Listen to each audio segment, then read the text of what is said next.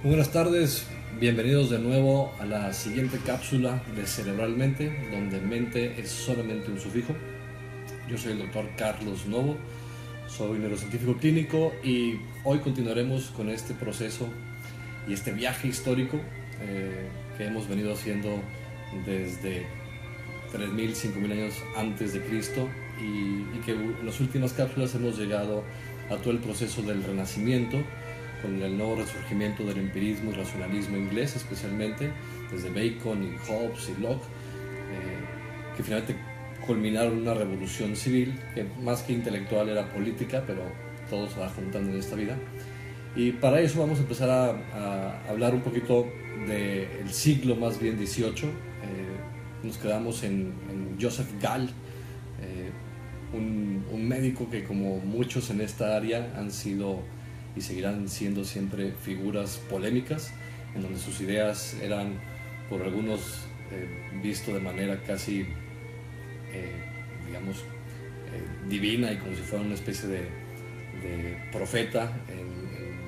en esos campos, y por otros simplemente vistos como unos total lunáticos. Dígase que el término lunático al parecer lo dijo por primera vez Paracelso por ahí del siglo XV, diciendo que justo la actividad cerebral o mental, ¿no?, para ellos estaba influenciada por la luna. Pero ya llegaremos ahí, porque también Mesmer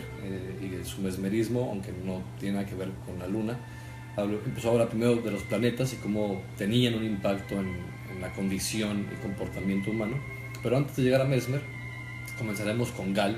y su método de cranioscopía, así le llamó él,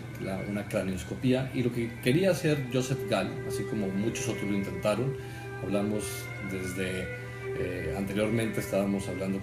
de Willis, ¿no?, que seguramente conoció a Harvey, que Harvey fue un gran médico anatomista, especialmente del sistema cardiovascular, en Cambridge, en Londres. Todo este proceso que se va dando en Londres y que de hecho ya ahorita retomaremos un poquito ese capítulo, porque el primer gran hospital psiquiátrico, el hospital de Bethlehem, o Bethlehem, que se fundó en Londres por ahí del siglo XIV, en mismas épocas los primeros hospitales en España, inclusive en México, con el Hospital San Hipólito, si no me recuerdo, por ahí del 1550, por ahí, que fue el primer hospital como tal psiquiátrico en toda América. Pero este, que fue el primero en Europa y posiblemente en el mundo como hospital, ha tenido una gran historia y grandes han pasado por ahí. Pero estábamos ahorita con Willis y Harvey, que estaban en Londres y que cada uno estaba experimentando y haciendo procesos anatómicos, uno con el sistema cardiovascular y embriología, aunque usted no lo crean, Harvey fue el primer embriólogo y el primer cardiólogo, y Willis, que fue el primer, digamos, neuropsiquiatra o neurólogo psiquiatra, fue el primero que acuñó el término de psicología, y posiblemente también de psiquiatría, aunque ahí ya después hablaremos de que no todos están de acuerdo con eso. Pero Willis, después de Willis y después de este proceso en el siglo XVII,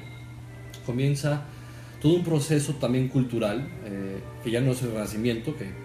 ya es de ilustración. El Renacimiento es esa explosión tanto de conocimiento en todos los campos, empezando con la física y la astronomía,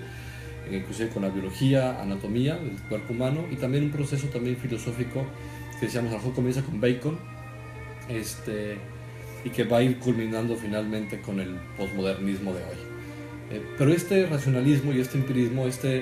enfocarnos en cosas que son objetivas y que podamos medir y que podamos unir y poder sacar conclusiones universales, es un proceso en el que hoy seguimos aún, pero que afortunadamente la tecnología nos ha permitido llegar a muchísimo más que a todos estos puntos. Y Gall, con su cranioscopía, lo que buscaba era encontrar maneras en la forma del cráneo, ir haciendo tal cual un mapa. Fue el primer, digamos, médico que quiso hacer un mapa del cerebro basado en la forma del cráneo, dando por hecho que el cerebro, al crecer, iba definiendo la forma del cráneo, y por lo tanto podríamos simplemente ver la forma del cráneo y poder sacar conclusiones de cómo era el cerebro de esa persona y por lo tanto cómo era esa persona. La crioscopía fue un fracaso, aunque tuvo un gran auge en sus primeros años. Desgraciadamente, uno de los alumnos de Gall, su mejor alumno de hecho, se lo considera un traidor a la causa, en el sentido de que traicionó a su maestro, y después acuñó como tal otro término,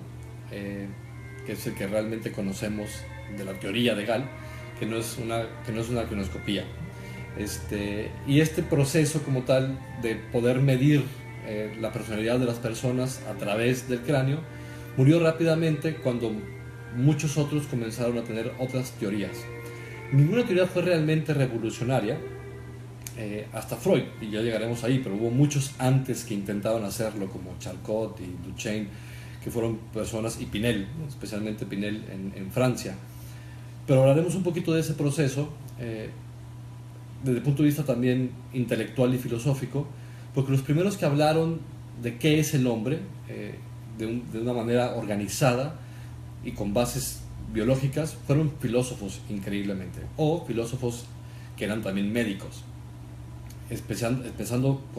por Spinoza, Baruch Spinoza, uno de los grandes filósofos, y que esto fue desencadenando finalmente en los primeros hospitales de neuropsiquiatría por ahí a comienzos del siglo XVIII. Pero junto con eso comenzó todo un proceso de la biofísica,